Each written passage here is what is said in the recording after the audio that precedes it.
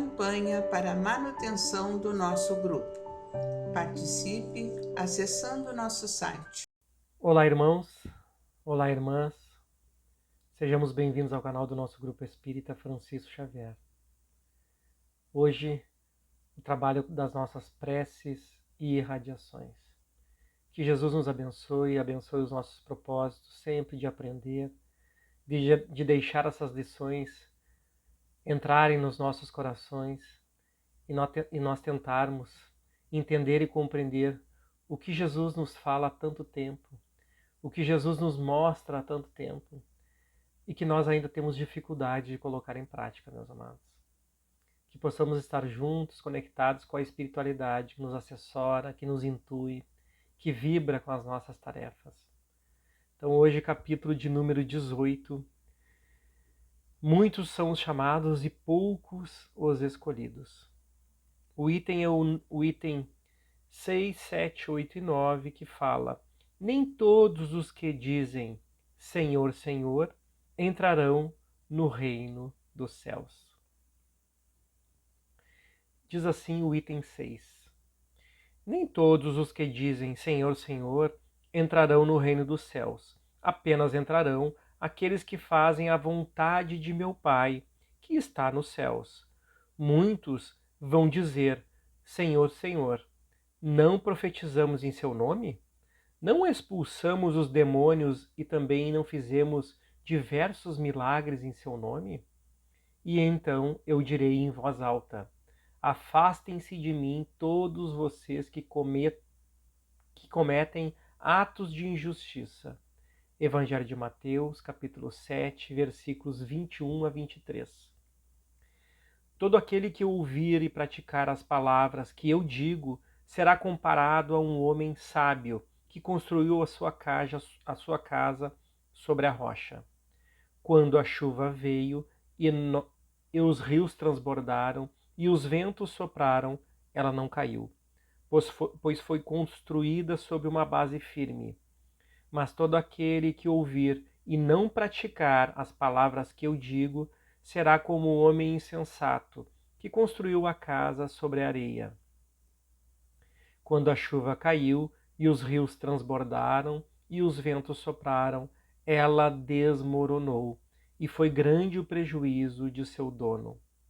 Evangelho de Mateus, capítulo 7, versículos 24 a 27, e também o Evangelho de Lucas, capítulo 6, versículos 46 a 49. O item 8. Aquele que violar os mandamentos e que ensinar os homens a violá-los será considerado como o último no reino dos céus. Porém, aquele que seguir os mandamentos e ainda ensinar a outros será o primeiro no reino dos céus. Mateus, capítulo 5, versículo 19.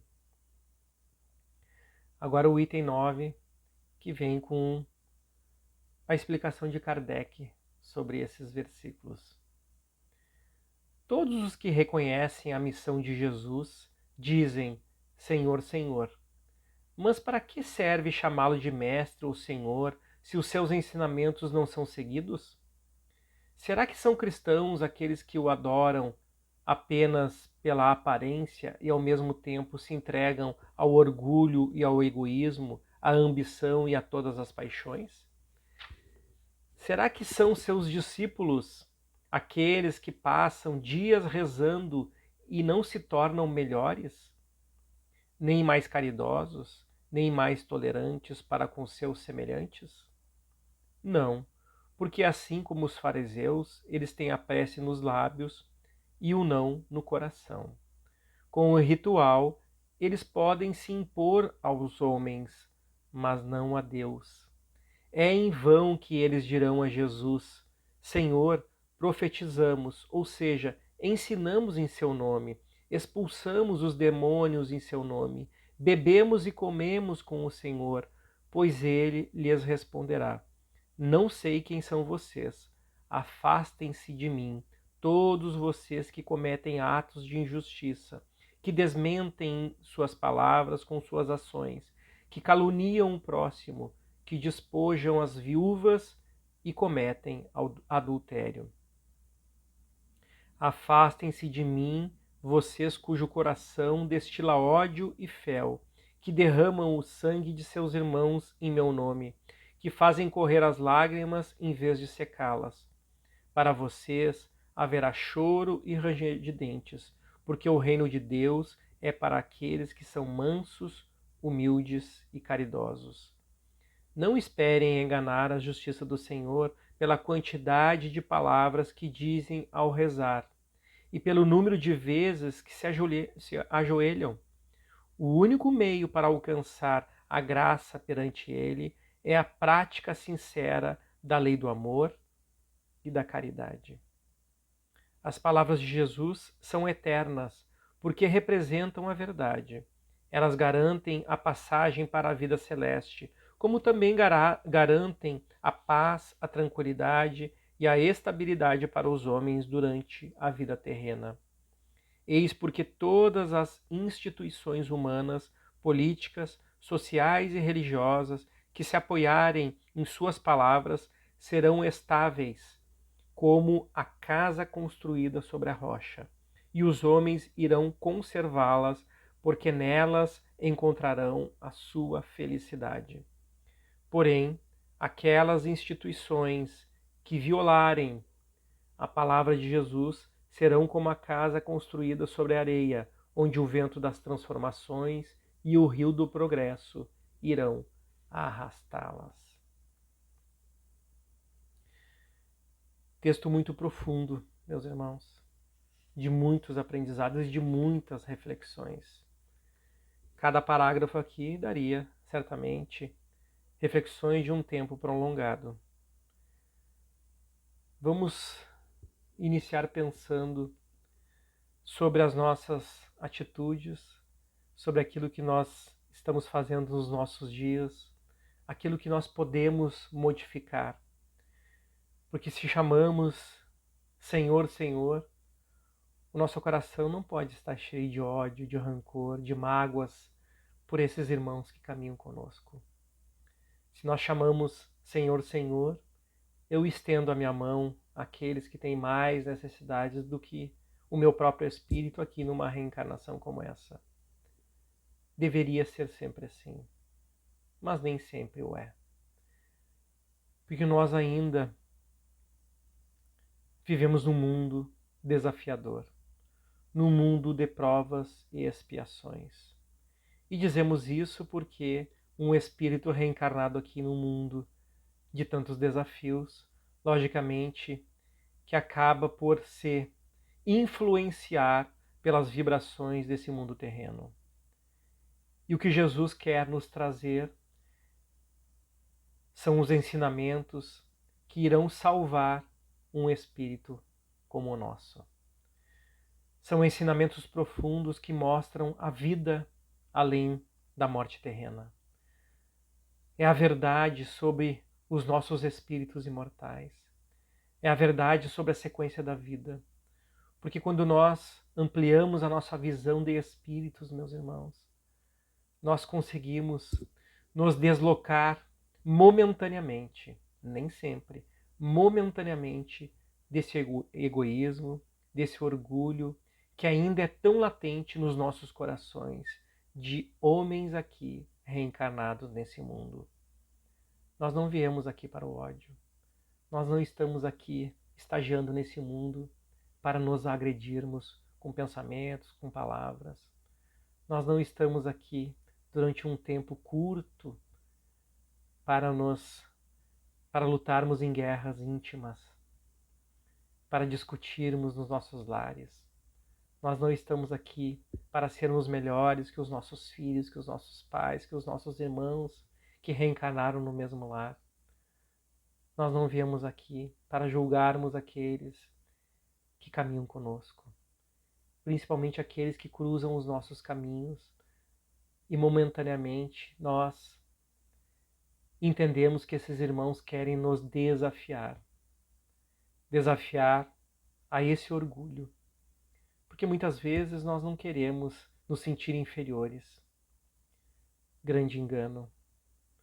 Grande limitação dos nossos espíritos, meus irmãos, quando perdemos tempo com essas tarefas indignas desse orgulho, quando a nossa vaidade ainda é tão grande, quando nós temos ainda os nossos pensamentos fixos nesses trabalhos, nessas atividades, que muitas vezes nos desviam o olhar do nosso Mestre. Por isso que nós lemos tantas vezes esse Evangelho, por isso que inúmeras vezes nós abrimos o Evangelho para refletirmos e aí pensamos, eu já abri essa lição tantas vezes e ainda não consigo entendê-la, não consigo colocá-la em prática. Tenho dificuldades ainda de fazer aquilo que Jesus faz por cada um de nós. Mas Ele sabe disso, meus irmãos. Sabe que nós somos crianças ainda, que estamos na infância espiritual. Já estivemos aqui muitas vezes porque solicitamos, imploramos uma reencarnação como essa. Mas são chegados os tempos de mudanças, em que nós não podemos mais protelar a nossa renúncia pelo egoísmo. Nós não podemos mais adiar a nossa renúncia pelo orgulho. Nós precisamos agora olhar a vida com um olhar positivo de progresso. Nós precisamos agora olhar os nossos irmãos que convivem conosco com respeito, com amor, com dedicação pelo outro, com perdão. Se nós não nos perdoarmos por tudo, nós teremos imensas dificuldades de seguirmos adiante. Aqui nesse mundo terreno, mas principalmente depois que desencarnarmos. Porque nós vamos nos deparar com a nossa realidade espiritual. E essas oportunidades benditas que nós temos de abrir o nosso Evangelho num domingo como esse. De abrir os nossos olhos através dessas verdades contidas nesse Evangelho segundo o Espiritismo, meus irmãos. É um presente divino. É uma reencarnação em que nós podemos ofertar ao nosso espírito esses ensinamentos que Jesus nos traz há muito tempo. Vamos renunciar a esse orgulho, a essa vaidade. Vamos ampliar a nossa visão. E quando Kardec, nesse texto riquíssimo, nos diz: as palavras de Jesus são eternas porque representam a verdade. Elas garantem a passagem para a vida celeste, como também garantem a paz, a tranquilidade e a estabilidade para os homens durante a vida terrena. Essa é a nossa verdade.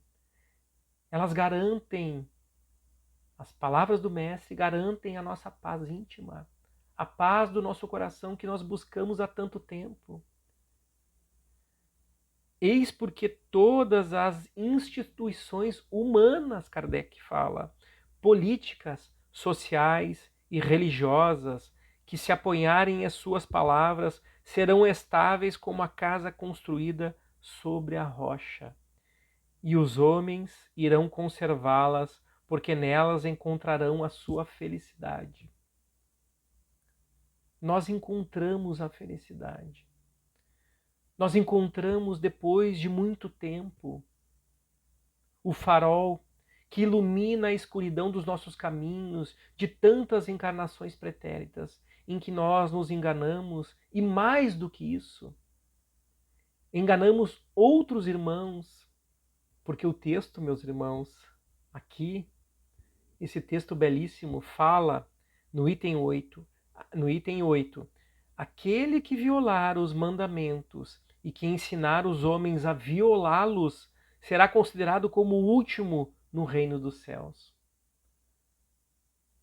Aquele que violar e aquele que, através dessa violação, ainda arrastar outros irmãos para os mesmos equívocos e os mesmos erros, será considerado o último no reino dos céus. Porém, aqueles que seguirem os mandamentos e ainda ensinar a outros, será o primeiro no reino dos céus. Texto do Evangelho de Mateus. O que quer dizer, meus irmãos? que quando nós seguimos a Jesus, muda a nossa vibração, mudam os nossos pensamentos, mudam o nosso olhar sobre a vida, mudam os nossos gestos, a maneira com que eu olho o outro, a maneira com que eu me dirijo ao outro. Quando eu confio em Jesus, quando eu confio na doutrina espírita, eu entendo que esses irmãos são instrumentos poderosíssimos nas mãos do nosso Criador, para que nós possamos olhar a cada um deles e lembrar que somos todos irmãos. E que uma das tarefas mais importantes de espíritos reencarnados aqui nesse mundo tão desafiador, de tantas dificuldades, é compreender que todos nós que estamos aqui trazemos medos, aflições, mas trazemos, se quisermos, através dessa doutrina abençoada, a lucidez necessária para nos libertarmos. É a nossa libertação nessa reencarnação, é o início da nossa libertação. Quando olhamos a vida agora com os olhos que a doutrina espírita quer nos ofertar, com os olhos que o Consolador quer nos mostrar há tanto tempo, que Jesus nos fala há milênios e que agora nós podemos abraçar essa causa com a responsabilidade de espíritos que estão agora, meus irmãos, nessa fila de espíritos esclarecidos. Nós temos esclarecimentos fundamentais para o nosso crescimento espiritual. E servimos de exemplo, porque sabemos o que é verdade, porque sabemos qual o caminho a seguir. E aqueles que convivem conosco, encarnados e desencarnados, são as testemunhas que observam a nossa conduta. São as testemunhas que observam agora aquilo que nós estamos fazendo desse presente nessa reencarnação. Muito obrigado, meus irmãos, por esse texto belíssimo. E agora nós vamos adiante com as nossas preces e irradiações. Irmãos, vamos unir nossas almas confiantes para dedicar nosso pensamento e sentimentos fraternos para quem precisa, quem está carente de saúde e de paz. Convidamos todos os irmãos a manterem seus corações e pensamentos vibrando nas preces que faremos a Deus, a partir deste momento, em favor daqueles a quem endereçarmos nossas vibrações. Preces para os enfermos. Neste momento, abrimos uma corrente de vibrações em benefício de nossos irmãos enfermos, que se encontram em nossas casas, hospitais, casas de caridade e demais locais, onde se acham passando por dolorosas provações. Senhor, pedimos alívio para estes irmãos, que o teu infinito amor permita que os divinos mensageiros possam deles se aproximar, suavizando-lhes o sofrimento. Senhor, se as tuas leis permitirem, que possam recuperar a saúde e tenham muita coragem e esperanças, sob a tua misericórdia infinita. Prece para os desencarnados. Pai, lembramos com muito carinho dos nossos irmãos desencarnados, pedindo tuas bênçãos a estes irmãos queridos, que possam despertar para a realidade espiritual, sob a luz da verdade e de teu sublime amor. Que se esclareçam, se libertem de todas as perturbações, reanimem-se e progridam, envolvidos na força da tua amorosa proteção. Prece para os lares. Pai, precisamos que o teu amor ilumine os nossos lares, afastando as trevas da incompreensão, dos vícios, do sofrimento, das perturbações espirituais. Ajuda-nos, Pai, a compreender que somos todos teus filhos, formando uma família com quem temos a necessidade de aprender a amar, auxiliando-nos uns aos outros. Que em nossos lares reine a harmonia e a paz sob as tuas bênçãos divinas. Prece para a paz no mundo. Em ti, Senhor, está a força suprema do bem e da paz que governa o universo. Abençoa os dirigentes de todas as nações, especialmente os do nosso país. Que saibam governar bem sob a tua proteção, no sentido da ordem e da fraternidade universal. Graças, Senhor, por estes momentos felizes e pela assistência amorosa dos bons espíritos. Abençoa-nos, seja feita a tua vontade. Despede-nos na tua paz. Assim seja. Campanha para a manutenção do nosso grupo. Participe acessando nosso site